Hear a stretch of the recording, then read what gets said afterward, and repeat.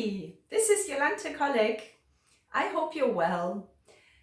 Today I'd like to speak to you about how can I cope with my children during lockdown. So since the schools have closed and our children are at home, a couple of weeks passed already. And I believe many of us have developed kind of routine. Many of us have started realizing that the more time passes, the more difficult the situation becomes at home, especially with your children. Many parents struggle with children being 24/7 at home to entertain the children. What do I do today? What will I do tomorrow? And of course, it is a challenging time for everyone, for the big and the small ones. But what is very important is to remain positive and calm. And even though it is very difficult for us parents, we have to remember we are the adults here and it all starts from us. So what can I do? My first advice is look after yourself and start with yourself.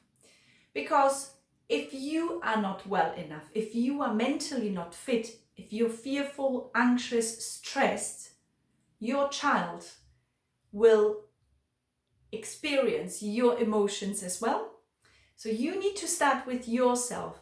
And you may even know, being on a plane, the oxygen masks, every time they advise, look after yourself first, because if you are well, you're able to look after the others. And that's exactly the same with us. If we are weak, if we are mentally unwell, it's impossible to look after our children. So you are the priority. You need to make yourself as the priority. And once you are well enough, your children will be well enough. You can check some other videos that I advise how to look after yourself, what to do with some tips and inspiration. Children feel our emotions. They can see if their parents are unwell. They can see if their parents are worried. They can see if we are anxious. So all of these emotions that you are experiencing, they see it. And of course, a child is not able to be calm if they see something is wrong. Something is wrong with my parent. Why? If my parent is worried, there is something wrong. So watch your emotions, because all that we feel, it applies to our children. Children have very good senses. And the way we react, they will react as well. So if we react with fear, with worry, with stress, this is the way they react. So as a parent, it's our job and our responsibility to give your child the feeling that they are safe and that we are safe, that everything is fine. We need to show the child and tell them, I am there for you. I care for you. If you need me, come, I will protect you. So that's what we need to give our children right now. It's love, it's patience, it's protection. So how do you spot fear in your child? Because every child is different. So there is some children that they start getting emotional and tearful. Other children might be clingy. Other children try their limits. They just go over the limits. Or some other children, they show physical aggression or agitation. So it's all these things to watch out at your children. What is their actual behavior? And of course, if we see some different behavior at your children, that could be a sign of fear. That could be a sign of worry. It's very good possible that the behavioral issues will increase over the next few days and weeks. Your child may show even more anger or protest even more, but that's absolutely normal. What your child needs at that time is to feel safe. It needs to feel that you love it, whatever happens, that you understand its feelings, its emotions, its behavior. That's the time where the children need their parents the most. They need the protection and the love and the patience then.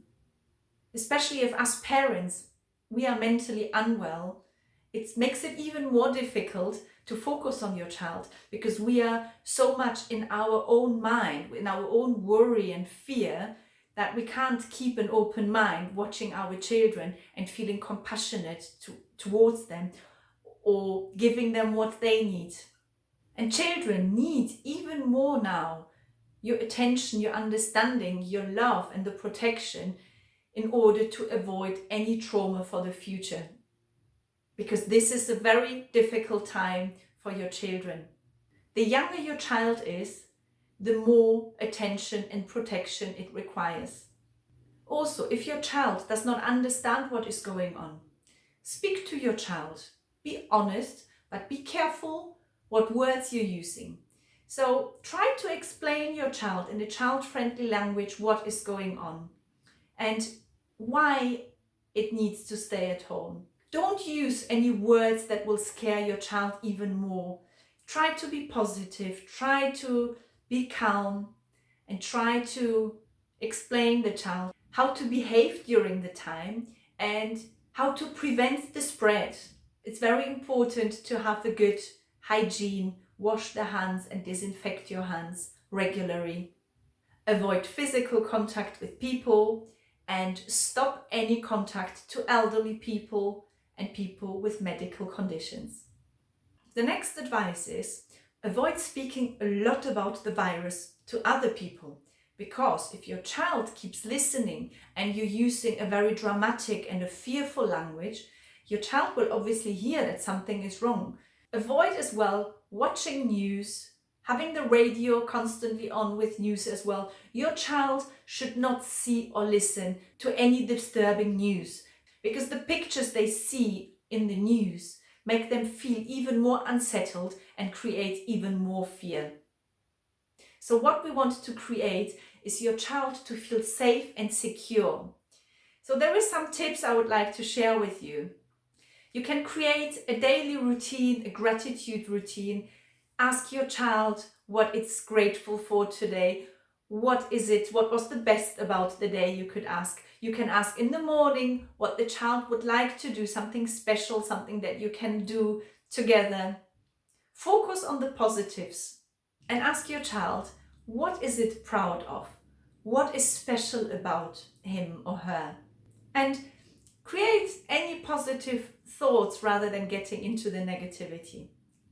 The next advice is be compassionate, because your child is exactly like you, anxious, does not know what is going on. It has been isolated from his friends, can't go to school or nursery. It has to stay the whole day at home. And of course your child is fearful. It may express his emotions in a way that you struggle to cope with. So therefore, try to be compassionate. Think, how may this child feel right now? Instead of reacting, step back and think. Try to keep the daily routine as much as possible with your child. So wake up early, have the breakfast together, go even for a walk and do some activities with your child. Don't worry if your child is behind with homework and their education, because all of the children will. What is most important now is the mental well-being of your child. This is the most important that you should be worried about. Be there for your child and look after it. And one last thing I'd like to tell you. If there has been an argument at home, if there has been something said that you didn't mean, apologize and forgive. Forgive your child for whatever it did or said or didn't do, and forgive yourself if you lost your patience.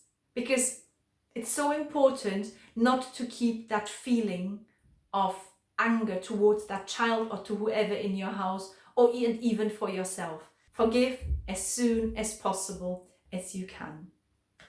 I hope some of the tips are being helpful to you and to your child. Look after yourself and your children. Take care. See you soon. Bye.